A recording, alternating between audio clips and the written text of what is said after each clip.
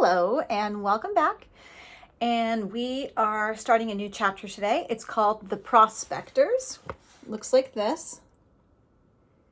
And as you can remember from the last reading, Jack and Praiseworthy miraculously sold their entire bushel of neckties to all of the miners who wanted to spiff themselves up and look great for Quartz Jackson's wife who came to town. So looks like they might have enough money for a burro, which is like a short, stocky horse that's going to carry all their stuff, and maybe a gun to protect themselves. So anyway, here we are on chapter 14, The Prospectors.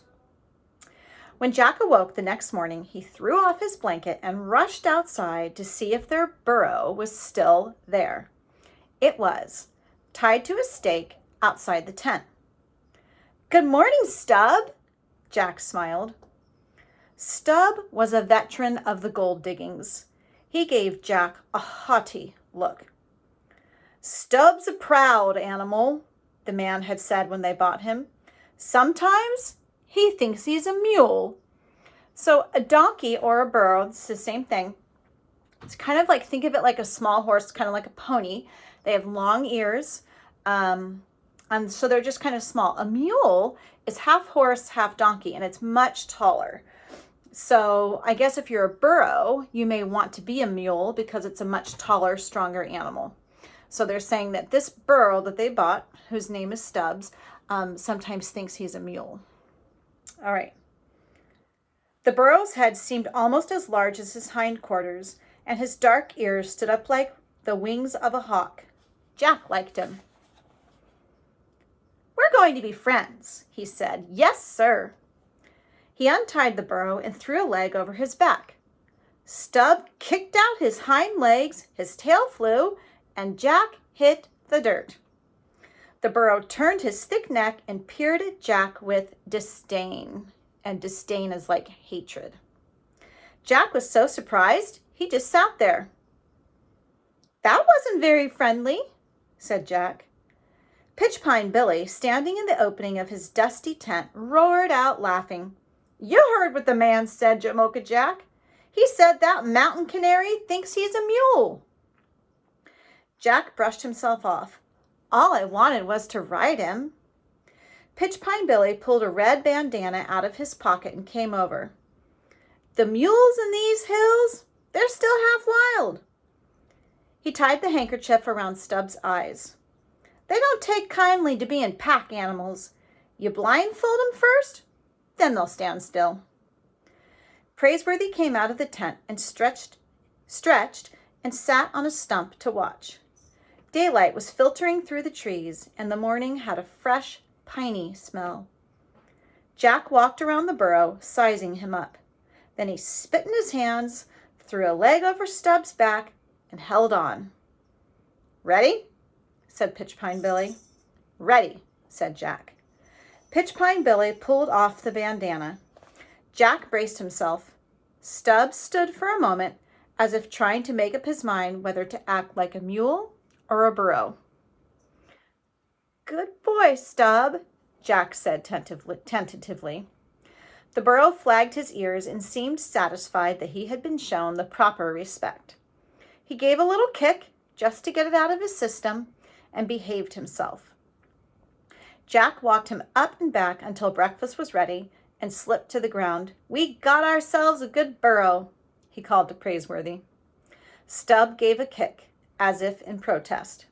"Mule, I mean," Jack corrected himself. After breakfast, they struck the tent, blindfolded Stub, and cinched the wooden pack saddle to his back. They loaded up their grub and supplies, slipped their pick and shovel through the pack ropes, and they were ready to leave. Jimmy from town came over with Buffalo John, both still wearing their neckties from the night before. Pitchpine Billy gazed out over the diggings. "Hangtown just won't be the same with a lady in it." "Goodbye, gents," Praiseworthy said. "I've a good mind to leave with you," scowled Pitchpine Billy. Other miners came over, and it took 5 minutes to get their goodbyes said. "We'll be looking for you back in the middle of next month," said Buffalo John. "You and the Mountain Ox."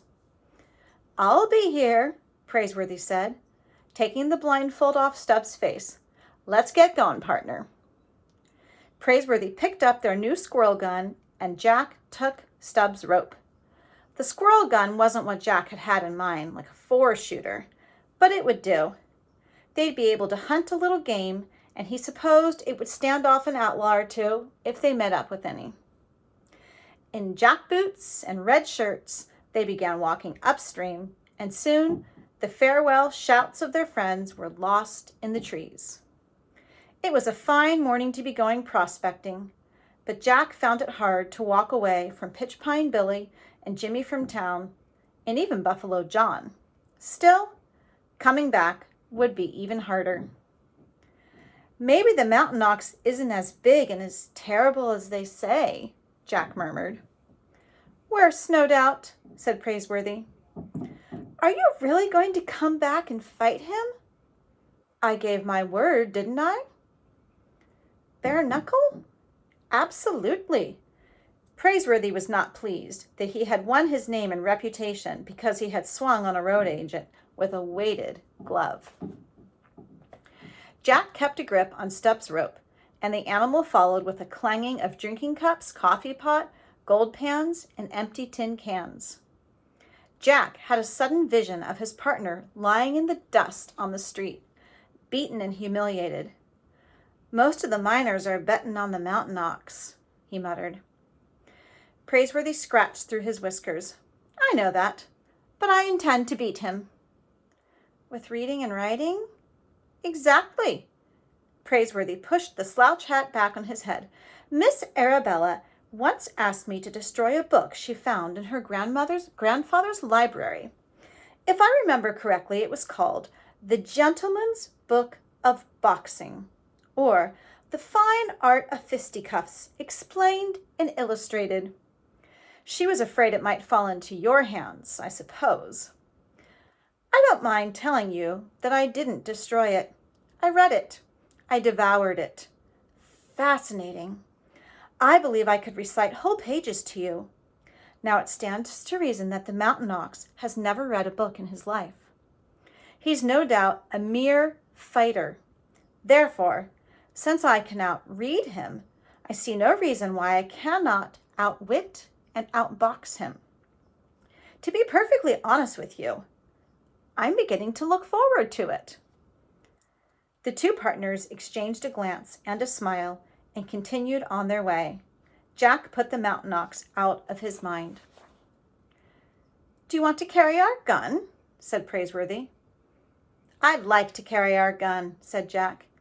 He took it in the crook of his arm, while Praiseworthy led the burro and kept an eye out for rabbits, squirrels, savages, and outlaws. All they had to do now was find gold.